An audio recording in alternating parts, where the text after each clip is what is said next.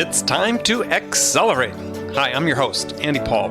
Join me as I host conversations with the leading experts in sales, marketing, sales automation, sales process, leadership, management, training, coaching, any resource that I believe to help you accelerate the growth of your sales, your business, and most importantly, you.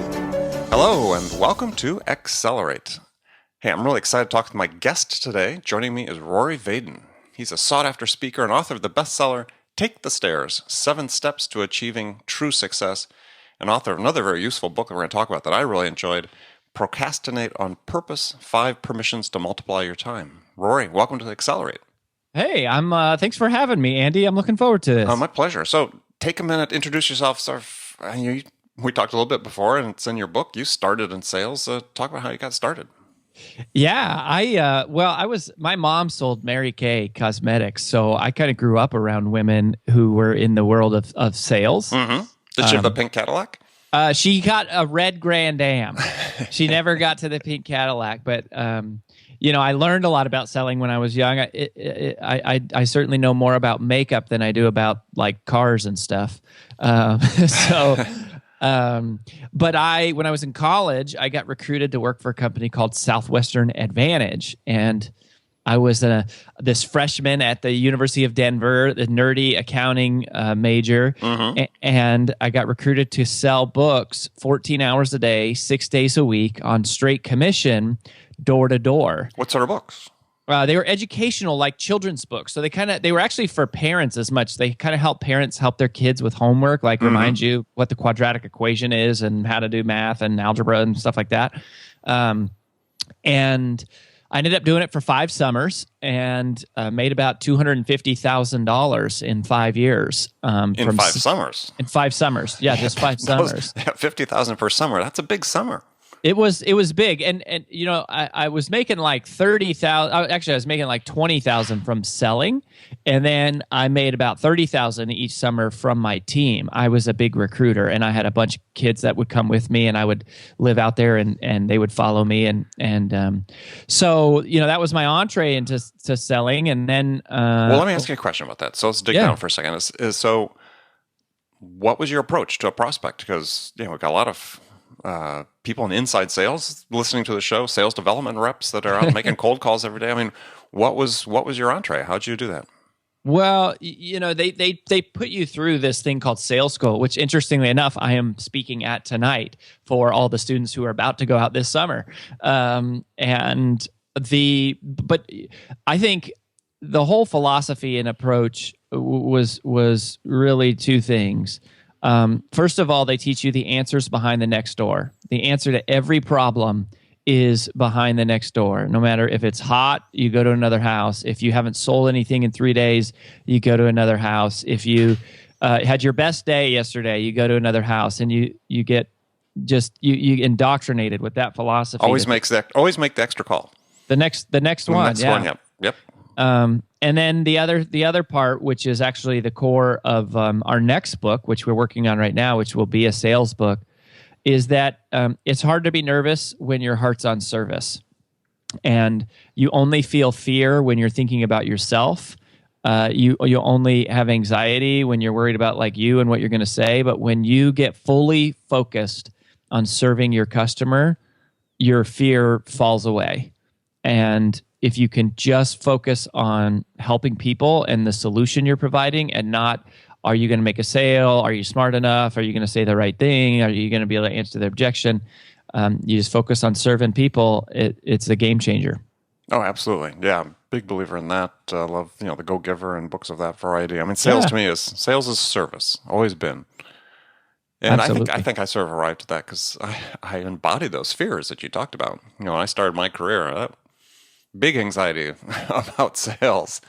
And I think the only way I got comfortable with it is coming around to the conclusion, as you did, that it's about how you help the customer, not about you. Mm-hmm. Yeah, absolutely. And it's true, for anything in life, it's hard to be nervous when your heart's on service. That at some point, and if you're in sales, right, you have an opportunity to make a lot of money, but at some point you make so much money that money really doesn't take as long as people often think to where money no longer really motivates you. And at that point, you can always tell if somebody is focused on serving, because if they're not focused on serving, then you really become complacent, because it's like, oh, well, you have what you need. But the thing that really can always drive you, that's like really long-term sustainable, is focusing on service. And so it's a powerful thing, I think, for leadership and everything. So when's that book going to come out? We don't have a publishing date yet. We actually don't even have the deal signed with the publisher. But so I would assume, because Procrastinate on Purpose, or POP as we call it, just came out like a year ago. So we're probably at least 2 years away. Okay, it's gonna be a while. All right. Well, let's talk about productivity, and let's talk about Procrastinate on Purpose. So you've written 2 books now about success and personal productivity. Is what was the impetus to write those? Well, Procrastinate on Purpose really fell out of a need. Actually, both books fell out of need. Take the Stairs was all about, overcoming procrastination and developing self-discipline. And that was a personal need I had in my life. And then Procrastinate on Purpose, we do coaching, right? That's what Southwestern Consulting, we do one-on-one coaching. And the number one problem our clients struggle with, according to themselves, is time management. And I was struggling with it also, just feeling like, gosh, no matter how long I work, how many emails you send, everyone you send out to come back, we're moving faster than ever before in history. And like, how is it that we have more tips and tricks, tools and technology, calendars and checklists than ever before, and we're working longer hours than ever before, and yet the stress level is at an all-time high. We feel like we're falling further behind. We're not caught up. We don't have more margin. We have less margin. And so really trying to unpack and explore that problem. And we went out and we conducted a bunch of interviews with these ultra performers, as we call them, the top 1%ers. We now call them multipliers in the new book, based on the subtitle, The 5 Permissions to Multiply Time. And we kind of asked them and said, hey, here's all the common time management cliches you hear. Have a to-do list, work-life balance, schedule out your week, do you prioritize, all these kind of things. And we said, do you actually do this? Do you believe in this? Do you practice this? And what we found out is that pretty much they don't. Everything that we hear about time management is wrong, according to the multipliers. Right. So what did you find out that they did? Well, it's not even as much as and that is the perfect question, because it leads right into the core of the answer, which is, it's not about what they do. It's not about the tools they use. It's about how they think. We cannot solve today's time management problems using yesterday's time management thinking. And most of us are still operating in a paradigm that we think that we pay homage to Stephen Covey, because 7 Habits of Highly Effective People changed the world. And Dr. Covey introduced this time management matrix where there was this y-axis was importance and the x-axis was urgency. And I'm sure people are familiar with it. And it really changed the world, because he gave us, he took us from one-dimensional thinking, what we call era 1 time management thinking, of just doing things faster and trying to be efficient, to 2-dimensional thinking, which we call prioritizing time. So managing your time is just trying to do things efficiently. It's one-dimensional. But prioritizing your time, Dr. Covey taught us that not all tasks are created equal, and he gave us this scoring system to help us determine which tasks we should prioritize, or to focus first on what matters most. And you take that a step further. You had a third dimension to it, which I do want to talk about a little bit later in terms of adding significance to it, but in terms of the importance and urgency. But before we get to that, is you coined this great term, and let's take a step back. First of all, you sort of destroy the myth that we can actually manage time. That really shouldn't be an objective. Yeah, because you can't manage time. You can't control time. You can't fast forward time. You can't pause time. You can't rewind time. There is no such thing as time management. There is only self-management. Right. So the only thing you can manage is yourself. And to me, I love that, because to me, there's a huge correlation with sales, because I talk about this in my books with sales. Is you can't control your prospect. You can't control the buyer. All you can control is what you do to help them make a decision and the steps you take. Yeah, absolutely. And it's like it's almost like you can't even increase sales. You don't have control over sales. What you can increase is the number of hours you work, the number of people that you talk to, the questions that you ask, the attitude that you approach it with. And, we know that if you do all those things in a certain way, you'll likely increase sales. But you don't have control over increasing sales, because you're not in control of who buys and who doesn't. Exactly. So I thought that was a great parallel. And then you coined this great term that I really enjoy, and we're going to talk some more about here. Is called priority dilution. Oh yeah, which I love. It's you talk about Parkinson's law, that we get distracted by things that are urgent but not important. Yeah, so priority dilution is the term that we coined to describe this state that we all in, and priority dilution is the new procrastination. And the reason it's the new procrastination is because it affects the very people who you wouldn't think to be procrastinators. It affects the chronic overachievers, the movers and shakers, the do-gooders, the checklisters. So give us an example of what that means. Well, classic procrastination is consciously delaying what you should be doing, right? Those are people that are kind of lazy or apathetic or disengaged. I know I should be making sales calls, and it's like, I'm surfing the web, right? That's classic procrastination. Or here in San Diego, just surfing. Georgia's right, yeah, exactly.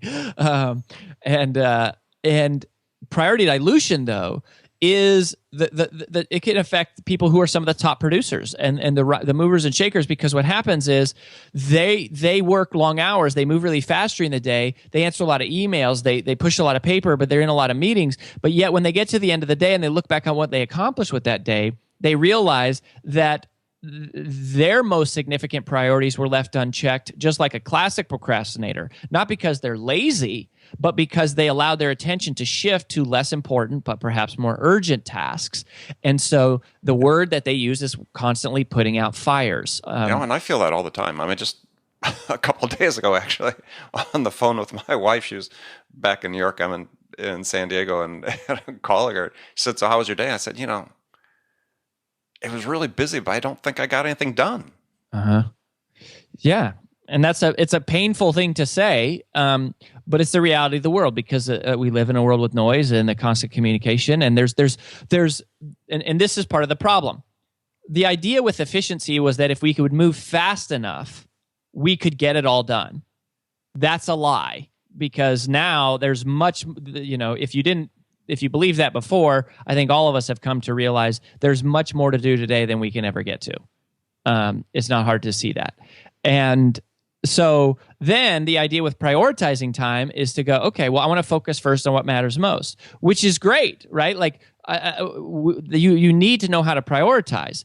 But the limitation that never got discussed. And here's what people don't remember. 7 Habits of Highly Effective People was written in 1989. I mean, think about how different the world was in 1989. Like, we didn't have cell phones, we don't have Google, we don't have the internet, we don't have Facebook, we don't have social media, we don't have any of that stuff. We had PCs. We had PCs. So the world has changed, and multipliers are people, their thinking has evolved with it, because what multipliers realized is there's nothing about prioritizing that creates more time. All it does is it's a valuable skill. It helps you realize that item number 7 on your to-do list should be bumped to number 1. But it doesn't inherently create any more time to help you accomplish the other 9 things on your to-do list. And that's what multipliers realize, is that prioritizing isn't it's an answer, and it's an okay answer, but it's not the answer. At least not the answer to creating more time, because prioritizing is more like borrowing time. It's borrowing time from other activities to focus on this one, and then multipliers have evolved to a new place. Got it. Well, we're going to take a short break. When we come back, we're going to talk about how multipliers operate, and how some tips we give people that they can sort of apply this to their own work, with my guest today, Rory Vaden. Hi, this is Andy. Connect and Sell is used by sales reps at nearly 1,000 companies, including hundreds of technology startups and several Fortune 500 companies, to overcome the challenges of getting prospects on the phone. Companies using Connect and Sell grow their revenues faster by enabling their sales reps to have more sales conversations in 90 minutes than they could otherwise achieve in an entire week. Connect and Sell can be deployed directly to your sales reps, or you can take advantage of their outbound on-demand service, which delivers qualified prospect meetings scheduled directly on your sales reps' calendars. Visit connectandsell.com to learn more about how Connect and Sell can start filling your pipeline today. Okay, we're back talking to my guest today, Rory Vaden, about productivity, about multipliers, about Procrastinate on Purpose, his most recent book. So how do multipliers combat this priority dilution? So the key, and you touched on it earlier, Andy, is to make a third calculation, which is not importance or urgency, but significance. And the difference is importance is how much does something matter? Urgency is how soon does something matter? But significance is how long does it matter? In other words, how is this going to play out over time? Mm-hmm. And the significance calculation changes everything, because absent the significance calculation, most of us live only in a world of urgency. Another way of thinking about this is we live in a 24-hour paradigm, and we wake up in the morning and we say, what is the most important thing I have to do today? That is not the question that multipliers ask. Multipliers break outside of the paradigm of only living inside of one day. And instead of saying, what's the most important thing I can do today? Multipliers ask the question, how can I use my time in a way today that creates more time tomorrow? That's the significance calculation. It's breaking free of that 24-hour kind of lens, and it changes everything. And so in one sentence, the premise of the whole book is you multiply time by giving yourself the emotional permission to spend time on things today that create more time tomorrow. Love it. Love it. So, because I'm sitting here thinking about this in the context of sales, and because we've got a big sales audience that listens to this show, and gosh, it sort of strikes home for sales is that they're always seeming to be focused on doing the urgent, right? Oh, and rarely make the calculation about doing what is significant. Well, here's the monster slap in the face when it comes to sales for how to multiply time. It's referrals. It's referrals and past customers. We never have time to call on past customers because we always have to be calling new customers. So I used to do things, like when I was selling books, we were so relentless about our schedule and so intense about speed and efficiency. We would run between houses. We would literally sprint between houses. They taught us to do it, which helped us stay positive. And it's, you first have to learn how to be fast before you can learn how to multiply. But what happens is then it's like, well, I never called my past clients. I never asked them for referrals. Why? Well, I don't have time. I can't call those people. I got to be calling new prospects. And you're going, okay, so it takes you 10 times as long to build trust with a new prospect as it does to revisit and talk with an old prospect. But we don't have time to do it because we're in this mode of always just speed. It's all about speed. And we even manage sales organizations based entirely on speed. And it's tricky because a lot of salespeople, especially beginning salespeople, they need to live and die on speed. Well, the speed is really, I would almost put a different interpretation. The speed is really a quantity, right? So it seems like so much in sales today, especially as we see this growth of inside sales, is that it's about making your 50 calls today. If you're a sales development rep and you're inside and you're doing the prospecting, the proactive outbound prospecting, it's about a quantity. So speed is inherent because you got to hit your quantity. Yeah, and it's a dilemma because the numbers never lie, and it's a law of averages, and that is the first level of sales you have to master, is that it is about quantity. Here's the thing. If you're not selling, bottom line is you're not talking to enough people, period. I don't care what the scenario is. It's not the market. It's not the economy. It's not your product. It's not your boss. It's not your territory. It's you. You are the problem. You are not talking to enough people. Now, cold calling is not the only way to talk to a lot of people. you can get referrals from everybody that you talk to. You can get referrals from your brother, from your wife, from the person at the grocery store, from your past clients, from the person who tells you no. You can get referrals from, but you have to give yourself permission to say, okay, let me take a few minutes to cultivate a relationship and explain what I'm doing and serve this person and ask for an introduction. And we're really big on calling them introductions and not referrals. But when was the last time you called your past client? We work so hard to get clients, and then we do such a crappy job of keeping in touch with them. It's ludicrous. Yeah, well, back to a point you had made though before too about it's all about quantity to some degree, but I mean you talk very specifically about efficiency, effectiveness, and then efficacy, and it seems like, and with the focus being on you can efficiency and effectiveness isn't enough if you're not achieving the results that you want. So that's really the efficacy part of it. So really, it seems like there needs to be more focus on the results that sort of belies the focus on quantity. Yes. I mean, ultimately, it is results. You get paid for your results. And you do have to do that. And then, but part of the other dichotomy that's tricky to balance is you got to balance short-term results with long-term results. I mean, the beauty about door-to-door sales, right, is I can go out and knock on a door and make a sale instantly. The flip side is I can send tweets, 100 times a day for 10 years and build up a huge audience and a bunch of trust. And those sales will come to me, but that takes much longer. So, there's like this continuum that we have to kind of balance our activities across. But referrals is the most immediate, fastest path to cash in offline selling.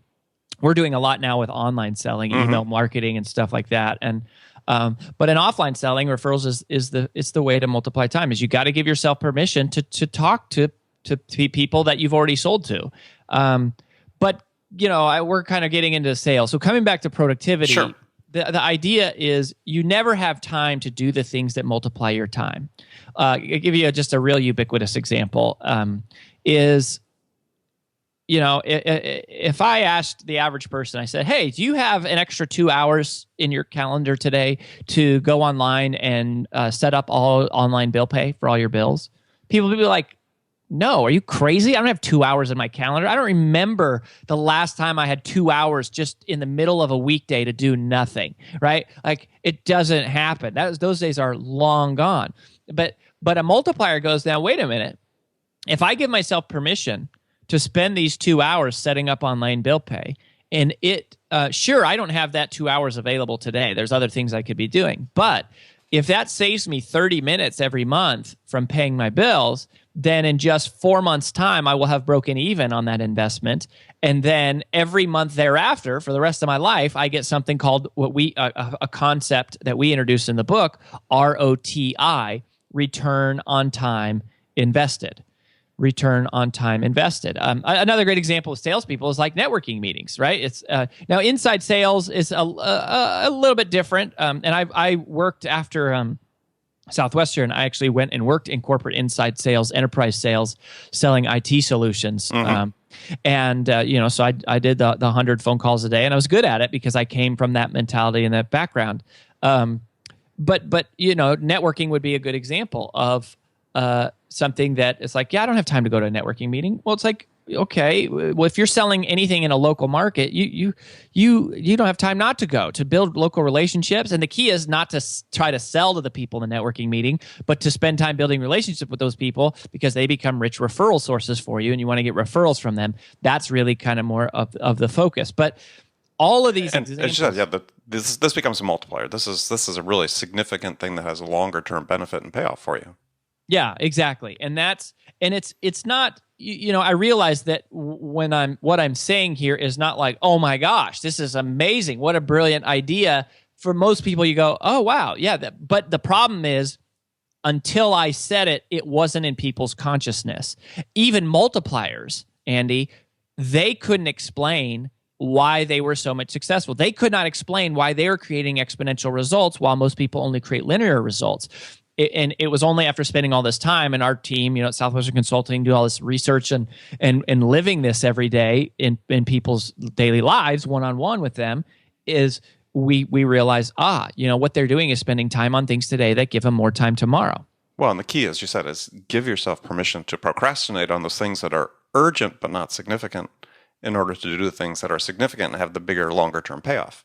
Yeah, and I guess we haven't really talked about that, so I'm glad you mentioned that. So that's where the title of the book comes from, is Procrastinate on Purpose with all the urgent things in order to create the time, to give yourself permission, to have the time to focus on the things that matter in the long term. Right, and you give a great example in your book about, setting aside time to write the book is, for a lot of people want to accomplish, let's say, something big in their life that has significance. Let's say, writing a book.